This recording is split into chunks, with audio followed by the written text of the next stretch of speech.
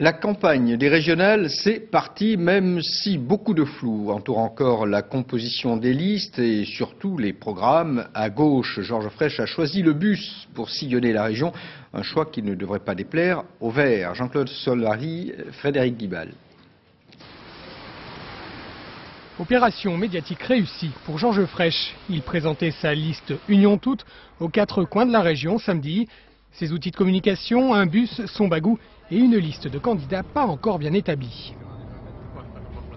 Elle sera la première des femmes, c'est ça? Sur la liste de la Lozère.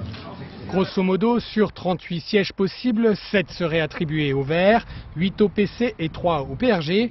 L'essentiel des élus étant bien sûr socialistes, mais les tractations de dernière minute sont encore en cours. Actuellement, nous discutons avec nos partenaires, mais comme la détermination, ce qu'ont voulu les communistes, y compris en mettant ces conditions, c'est majoritairement dans 4 départements sur 5, largement majoritairement en faveur de l'union de le premier tour, eh bien aujourd'hui nous sommes dans cette initiative, où j'ai eu l'occasion de le dire, pour cette raison, parce que nous voulons l'union, mais pas n'importe quel prix, ni pour faire n'importe quoi. Aujourd'hui, nous avons réussi à rassembler sur le Gard les communistes, les socialistes, ce qui n'est pas facile à faire.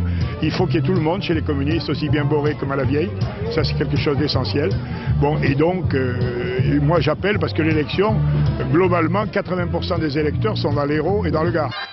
Et dans les PO, le débat fait rage chez les communistes entre les partisans de l'Union et les derniers tenants d'une liste autonome. Les Pyrénées-Orientales ou le périple régional des politiques se concluaient par une réunion publique. Non, le bus ne rentrera pas dans la salle, on n'est pas encore aux États-Unis. Mais tous les ingrédients d'une campagne électorale sont là, jeunes, drapeaux et photos de famille. Les sourires sont encore un peu crispés, Jean-Claude Guessot est absent, mais l'Union est affichée.